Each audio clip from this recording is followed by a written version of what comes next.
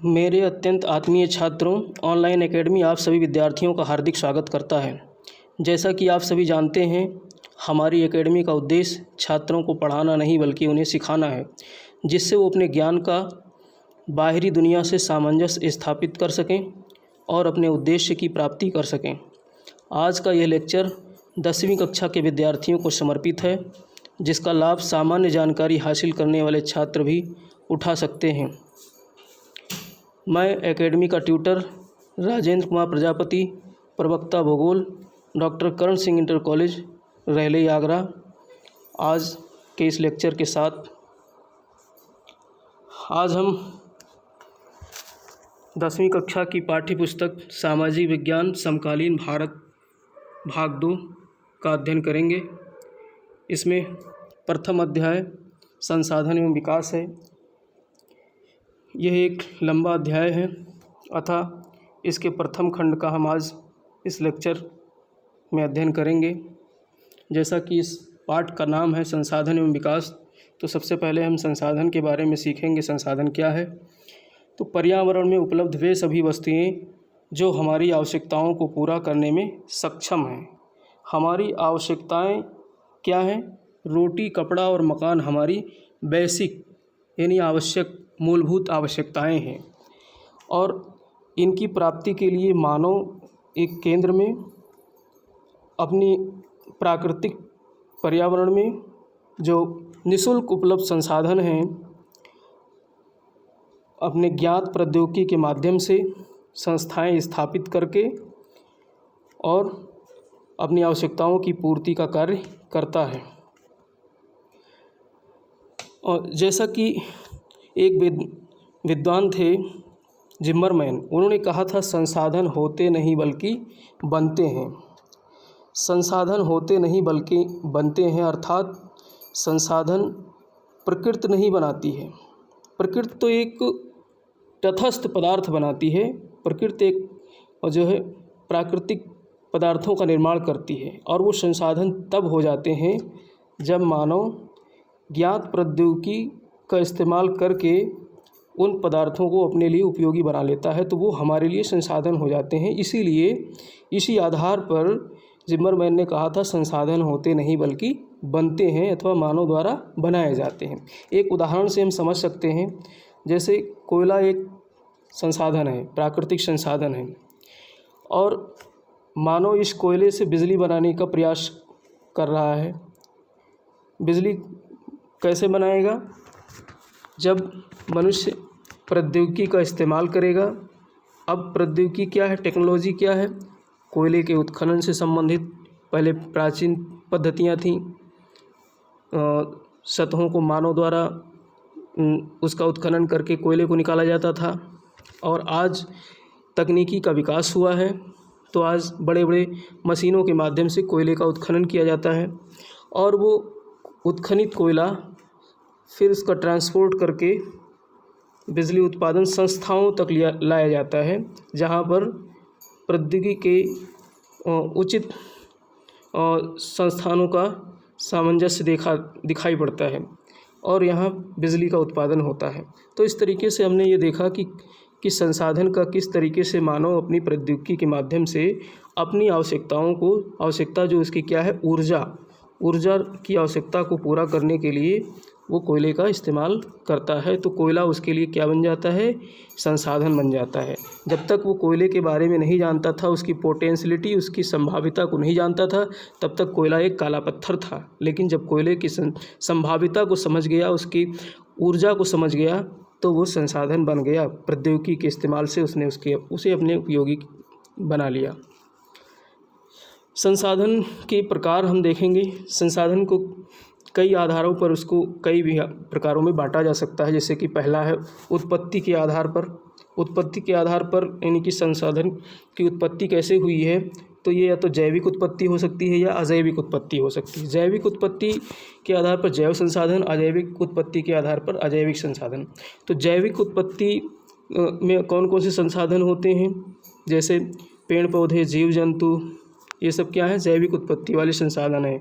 मानव स्वयं एक जैव संसाधन है।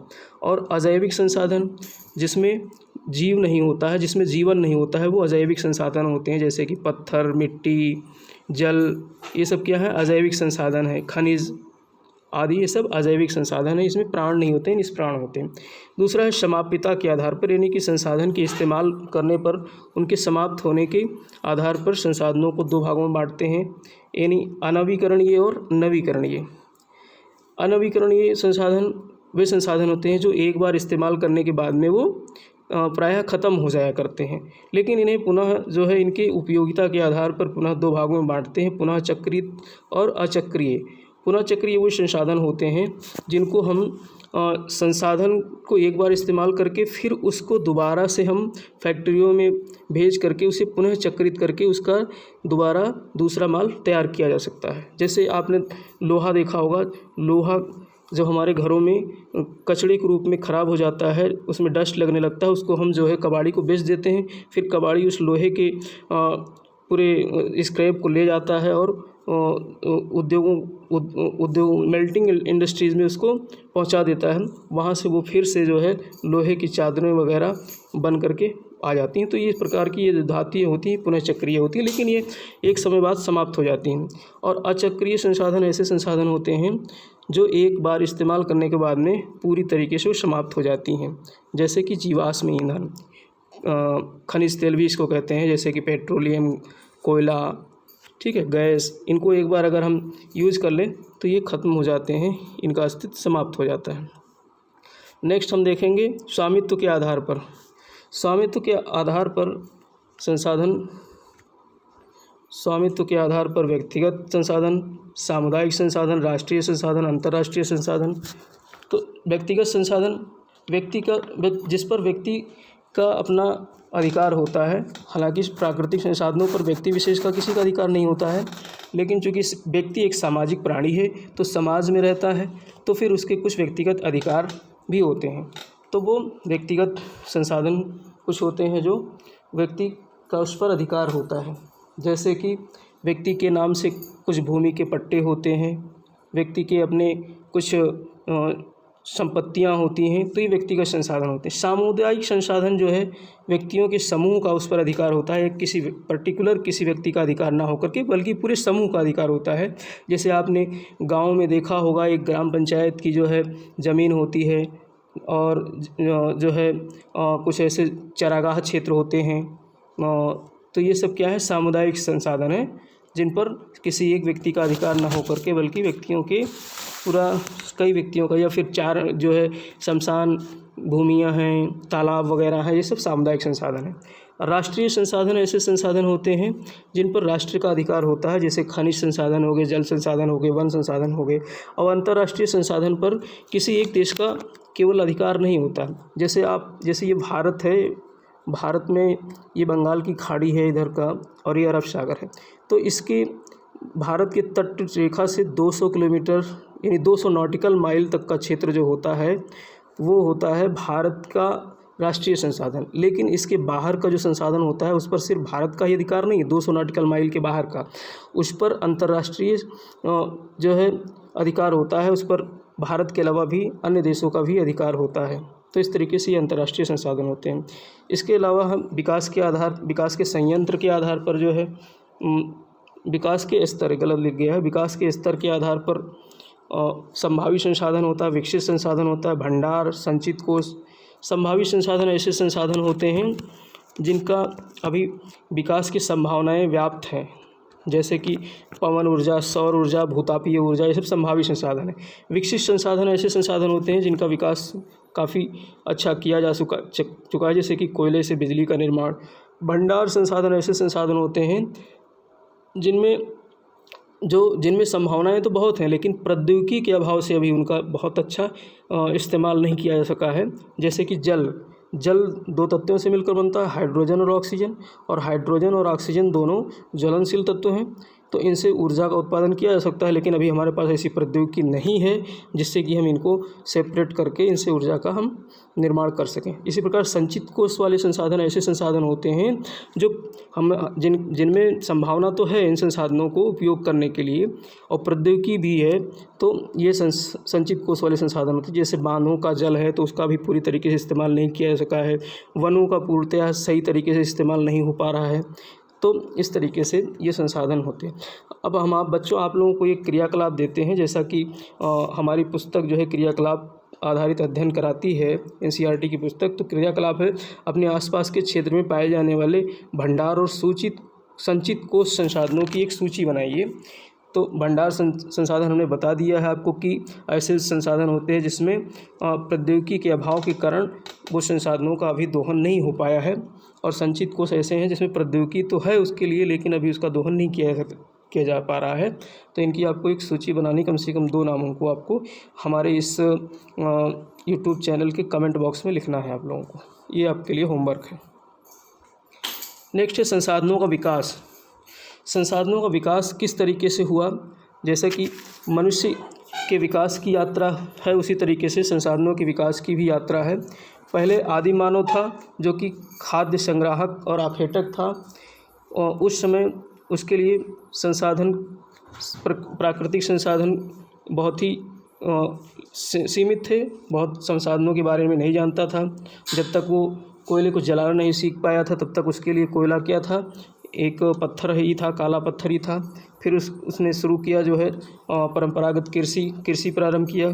तो कृषि प्रारंभ करने के साथ अब उसके लिए भूमि एक उपयोगी संसाधन बन गया। इसके बाद औद्योगिक विकास हुआ तो कुछ खनिज पदार्थों का, कोयले का उपयोग करना सीख गया।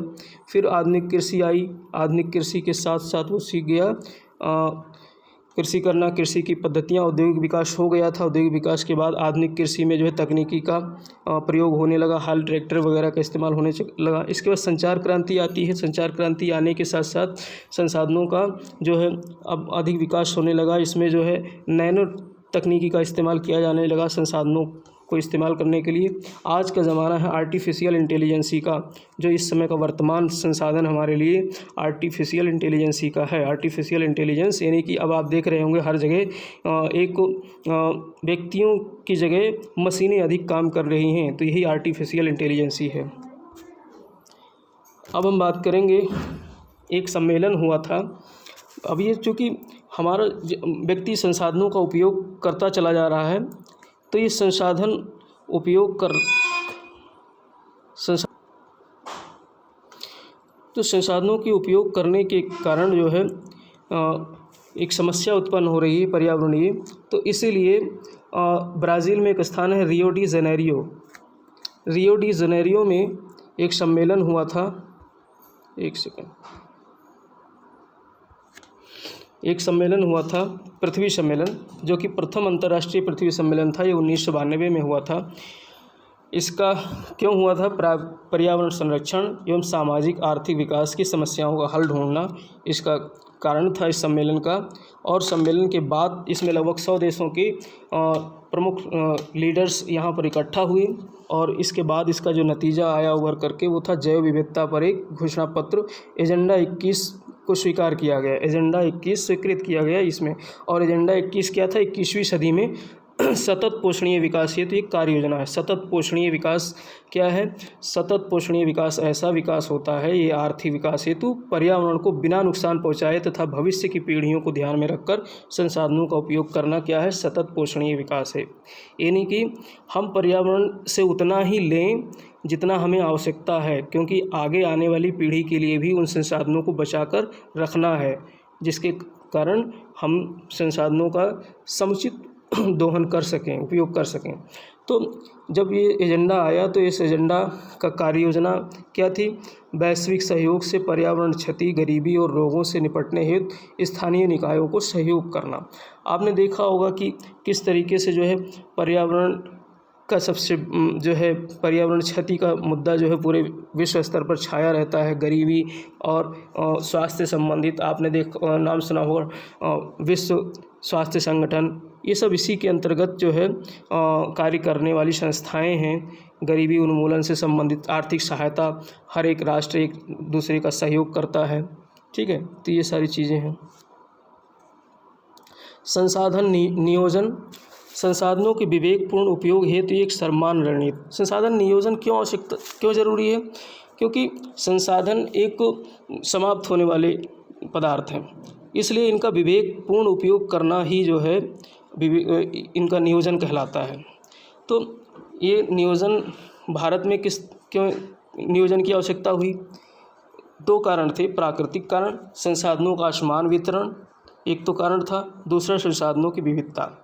असमान वितरण और संसाधनों की विविधता की अगर बात करें, ये हमारा भारत है, प्यारा सा भारत है ये। चलो इस छोटा बन नहीं पाया है। अब यहाँ पर ये वाला क्षेत्र संसाधन यहाँ पर अधिक है, ठीक है, और ये वाला क्षेत्र जो है रेगिस्तानी क्षेत्र, यहाँ पर वन संसाधन अधिक पाए जाते हैं। इस क्षेत्र में ये वाला इलाका इधर भी संसाधन संपन्न है। बाकी के क्षेत्र जो है ये कृषि एग्रीकल्चर वाला क्षेत्र है। बाकी के क्षेत्र जो है वो क्या है, संसाधन में विपन्न है। तो संसाधन तमाम प्रकार के रेंजेस में तमाम प्रकार की विविधताएं संसाधन की पाई जाती हैं। कुछ औपनिवेशिक कारण भी हैं।